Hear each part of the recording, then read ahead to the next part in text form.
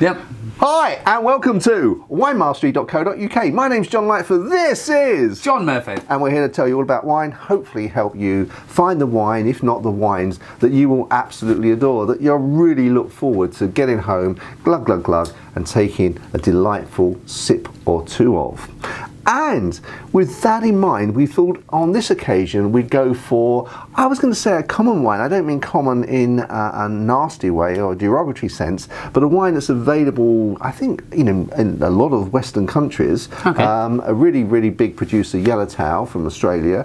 I believe that the wine, this particular wine is a Merlot. And I think it might be a reasonable introduction to someone. So we're really looking at the... I'm just smiling, John. Okay. It's always a pleasure to you. Go ahead. A reasonable introduction to someone in terms of its price point, and well, let's see what you availability as well, because this is the one where this would almost be that one where people do go into into wherever you might buy your wine from, and they'll say, well, you see a lot of this. It must be popular. Let's go for it. See how you get on. So so that's, they're not going to sell all those bottles with it not being at no, least. there's a reason for that. Yeah. Okay, on the colour. Look at that. That's a bit yellow, that one, to do it against. Yeah, I'm thinking, well, I've got this here, but I'll tell you the colour. You tell me the colour. Okay, it's bright, very bright. It's not too garnety. It's not. No, in fact, it's not Rachon, is it? I forgot about Rachon. It's definitely not Rachon. It's definitely not. It's all right. No. It's a bright. It's got the not ruby, a kind of ruby, a ruby colour. We'll go with ruby. A light ruby colour. Okay, right, we'll live with that. Not Rachons. Ranchant. Oh, crank it. Okay, so let's have a go on the nose. It smells sweet. It does, doesn't it? I'm not sure whether that's plum or that's cherry. I'd plump. I'd plump for plum there. Okay. It's not quite as I do understand the why you might be a bit confused there. As in, it has it has got that cherry. There's the cherry-esque there, but the cherry-esque would really have at the end has a bit of a bitterness on the nose. That doesn't. That's soft. Yeah. Even into sweet. Yeah, I was going to say it's sweet. Yeah. So that's what I would liken to plum. But yes, it smells so far so good. So far so good. I'm definitely gonna have a go. Okay, let's have a go.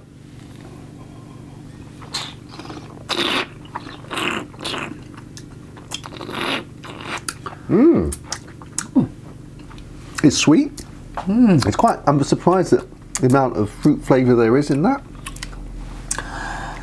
And I'm surprised. No, it's unusual because when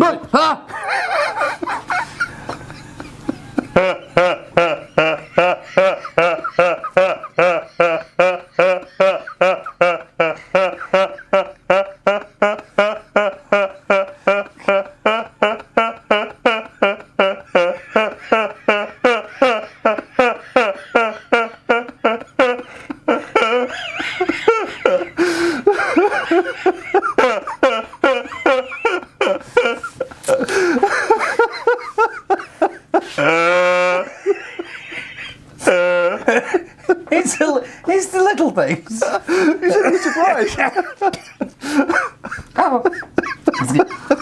Look how much he's amused himself. I had no part in that.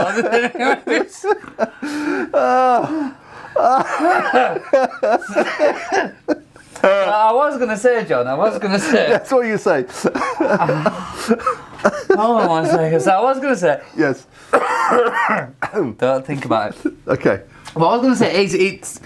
I'm not going to say. I was saying when you first had a smell, and you said you can't decide whether it's plum or cherry, and I just smelled that. Oh, it's definitely plum. There, plum is the predominant one there. But then tasting it, it's the opposite.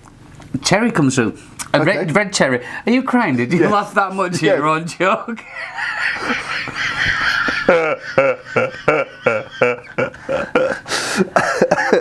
That wasn't a joke. It was a prank, wasn't it? Yeah, whatever colour way you want.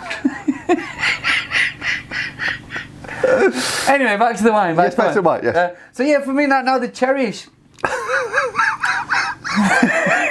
Second, it's like I'm truly like a naughty boy, and I have to do wine tasting with it. So all right, just for me, man. Right. So the cherry flavour really comes through, but it has got that a lack of complexity. But I'm not saying that in any bad way, because I think this wine will work. Because at the end of it, like the taste you get for me now, it comes through as cherry, that red cherry, nice little kind of sharp edge to it, which is not a bad thing, not for a minute, but it's very one-dimensional. Then it kind of disappears, but then tannins come through, and you get this like a little hint of tannins, not nearly like these massive big things. What I would call beginners tannins. I'm saying that I would like those tannins, but it's not overcomplex. So although this might be, you know, a very common wine or something you'll see everywhere. Yeah. There's a reason why you do see this everywhere, and that reason is because it's an all-rounder. Now, you know, I'm not putting this wine down in any way, shape or form, but this is a really nice step for folk who are getting into red wine but don't want too much of that tannin, who are just looking to kind of start their journey. But even then, people who, you could easily stay on that as well. You know, it's not something that, you know, it's just for beginners. I think, obviously, in terms of when you drink wine, you're looking for normally you would be drinking for the complexity of a wine. Yeah. And to enjoy that. But if you were given this at a party, is it something you'd put down or not have another glass of? Oh, no. This is, like, we've had wines, it might have been a couple of episodes ago, and we had one which I didn't really... It's not often I don't like a wine, because I always say there's no such thing as a bad wine, just some are better than others. And there was one which... It's difficult to describe, but like that one, if someone gave that one to me at a party, I'd have a glass, I'd finish it, of course, I'd finish it, goes without saying. But then I wouldn't look for another one. I would, you know, I would move definitely on to make sure, something else. yeah, I'd make sure the next glass wasn't that. Whereas this, again, it's not an overly complex wine. It's not something I would sit down and like really pull out. I've got this and the nuances of finding this in there or anything. It's a simple wine, but I would happily drink it. Yeah. Happily, yeah. Even, you know, regardless of how, because then that comes down again to snobbery, doesn't it? We discussed way back when about the snobbery of wine and wine drinking, and, you know, what you should like, what you shouldn't like, what's expensive, you should, and that for me is a good all rounder. Yeah, definitely. And we've always said if the definition of a bottle of wine, a good bottle of wine, is you like it. Yeah, and that is. I think some of the wines that we've tasted, some at the lower price end, the taste, you know, has not been complex, which this isn't. But also, the taste has just disappeared. Yeah. Whereas this, you can't say it's got a terrific length, but it's got a decent enough length. It's still there, yeah. Yeah. It's still there. But this is why I like the idea of it being like for folk who are just getting into the kind of red wines, because I really think that would be a good one for them, because it's teetering nicely. It's not over the.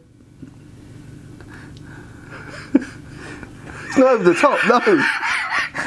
I was waiting for him to say No, I was just, my mind just went back to the surprise then. Yeah. It's like a child. But no, that is, all round it, I think that's a nice wine. I can't put that down for one moment, no. Fantastic. Okay, well, it's on the way. It's widely available, whether you're watching this in the UK or overseas. I'm pretty sure that Australia, Yellow Tail is available. I think I've even seen in the States. So, yeah, I'm sure it'll be around somewhere. Give it a try, especially if you're just entering into red wine and want to try and move on to red wine. I'm sure you'll enjoy it. Okay, with that. I'm going to get you. Oh dear. With that, on to the next one. We'll see you there. Chin chin. Chin chin.